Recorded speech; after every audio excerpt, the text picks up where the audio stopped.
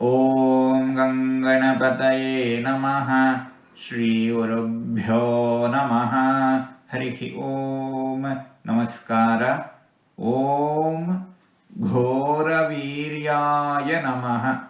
ಹಿರಣ್ಯಕಶಿಪು ಎಂಬ ರಾಕ್ಷಸ ಬ್ರಹ್ಮನಿಂದ ವಿಚಿತ್ರ ರೂಪದ ವರವನ್ನು ಪಡೆದಿದ್ದ. ಮಹಾಲೋಕಕಂಟಕನಾಗಿದ್ದ. 3 ಲೋಕಗಳನ್ನೇ ನಡುಗಿಸಿದ್ದ ಹಿರಣ್ಯಕಶಿಪು. ಭಗವಂತ ಹಿರಣ್ಯಕಶಿಪುವಂತಹ ದುಷ್ಟರಿಗೆ, ರಾಕ್ಷಸರಿಗೆ ಅತ್ಯಂತ ಕ್ರೂರನಾಗಿ ಕಂಡುಬರುತ್ತಾನೆ. ಅತಿ ಕೋಪವುಳ್ಳವನಾಗಿ ಕಂಡುಬರುತ್ತಾನೆ.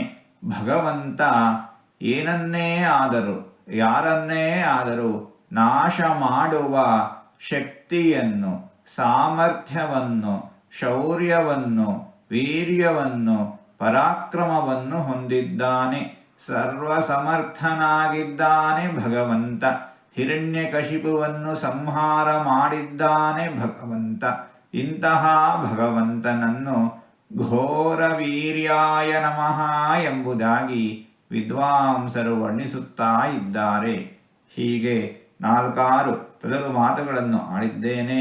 ಇದರಲ್ಲಿ ಏನಾದರೂ ತಪ್ಪುಗಳು ಇದ್ದರೆ ಆ ತಪ್ಪುಗಳನ್ನು ಬಿಟ್ಟು ಒಳ್ಳೆಯದು ಅಂತ ಏನಾದರೂ ಇದ್ದರೆ ಆ ಒಳ್ಳೆಯದನ್ನು ಮಾತ್ರ ಸ್ವೀಕರಿಸಬೇಕು ಅಂತ ಹೇಳಿ ಪ್ರಾರ್ಥನೆ. ಈ ನುಡಿಗಳನ್ನೆಲ್ಲ ಆಡಿಸಿದ ಭಗವಂತನಿಗೇ ಸರ್ವವೂ ಸಮರ್ಪಿತ. ಸರ್ವಂ ಶ್ರೀಕೃಷ್ಣಾರ್ಪಣಮಸ್ತು.